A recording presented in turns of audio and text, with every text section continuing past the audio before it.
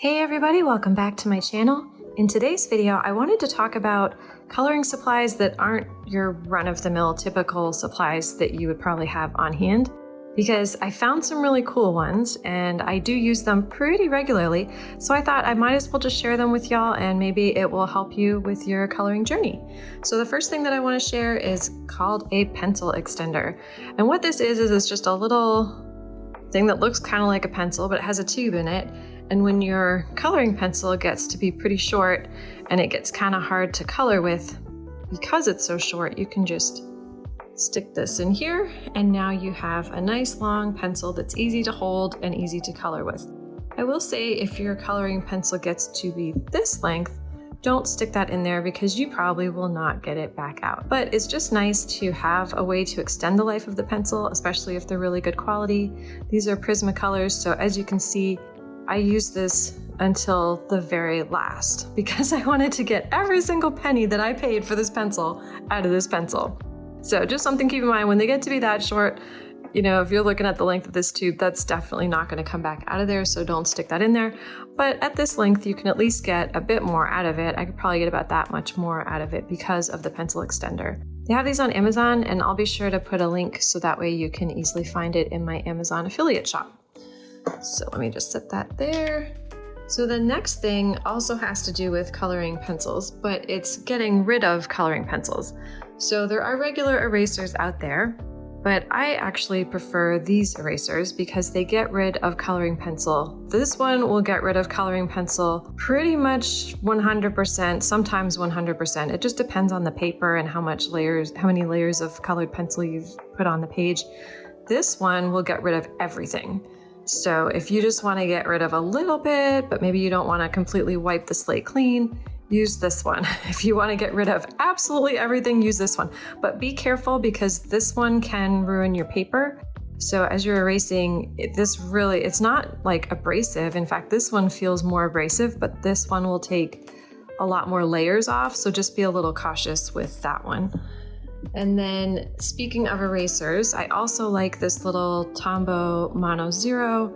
It's a little click eraser and they have a couple different ones, a rectangle one and a circle one. And I really like the circle one because it's tiny and you can get into really small spots without maybe erasing a whole big chunk of what you've just colored. So the other things, speaking of erasers, that I really like are these. So they kind of look like stencils and maybe people use them as stencils, but that's actually not what these are. These are eraser templates.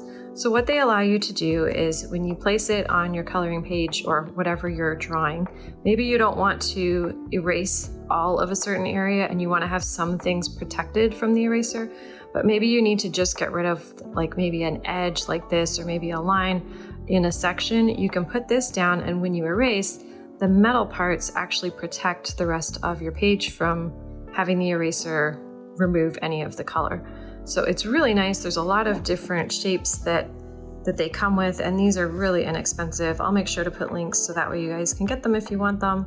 And you can use them as a stencil if you want. I will say they're pretty thin. They are metal, but they're pretty thin. So, you know, if you're gonna use it as a stencil, just be mindful of that. But these are really great. Ooh. Hit blueberry milk in the face.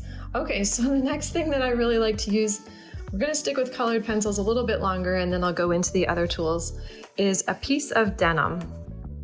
Now, why on earth would I have a piece of denim in my array of coloring tools? And the reason why is because if you use a colorless blender, eventually the tip of that blender, as you can see, there's some green there. I don't know if the camera's gonna pick that up, but there is some green there from when I was using it to blend some green. And what you can do with this denim is you can either color on it directly, or you can just sort of fold it and just sort of move the pencil around in there. And it will actually take all the color off without you having to sharpen your pencil and lose some of your blender. Because if you're blending colors, what you don't want is other colors blending in with the colors that you're trying to blend, especially if it's in the wrong palette.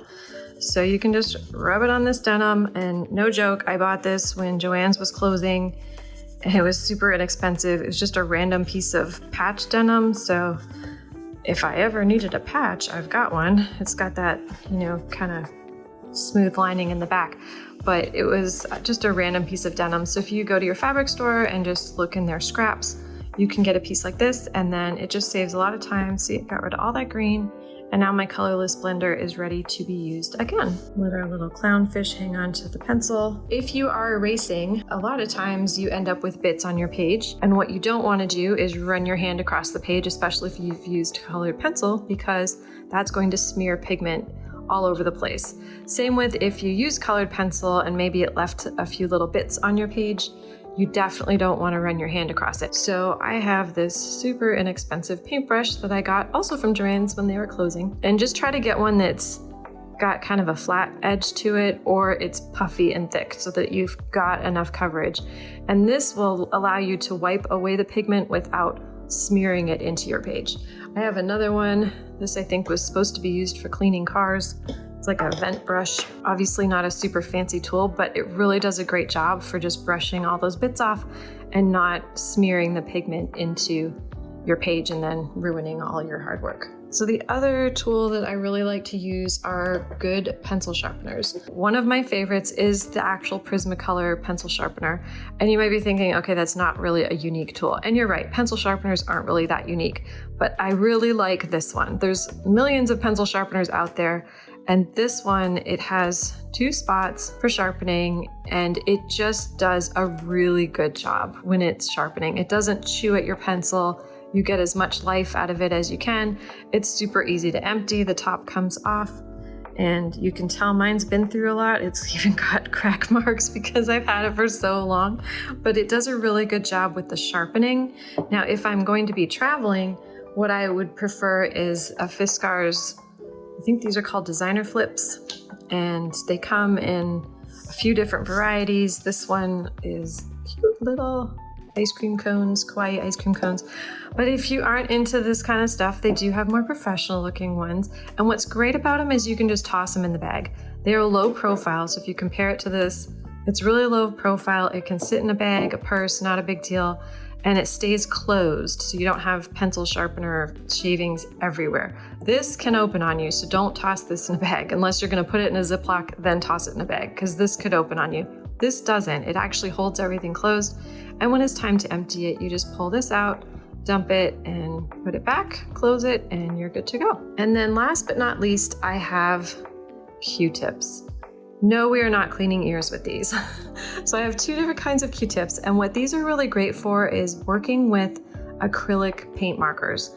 So if you're laying down acrylic and you're trying to get some, maybe a beautiful light blend, like you're trying to create sunlight or light coming out of a window, these are really great for blending the paint on the page, so you get like a really nice smooth blend. And I know I've got a couple other videos that teach you how to create sunlight, and a lot of them, this is what I use in most of them. There are 2 kinds. We've got a round regular Q-tip, and then we have pointy.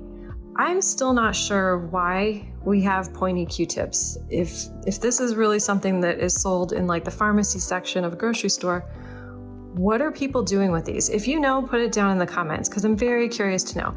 I don't put these in my ears. I use these only for art, but I was able to get a nice big pack on Amazon, and so I have pointy Q-tips for life, probably, because I don't go through them very often. But these are also really great, especially if you're trying to do maybe like a frosty window in winter time and you need to spread that white paint from the paint marker just to make it look a little softer, not so harsh. And you need it to be in a specific area, so it's not just sort of being smeared all over, which is what this one's better for. Then definitely use a little fine tip, and you can push that paint all the way around and just get a really nice look out of it. So if you haven't noticed, I have an array of little friends here that are hanging out with us during the video today. So this is actually my favorite unusual coloring tool.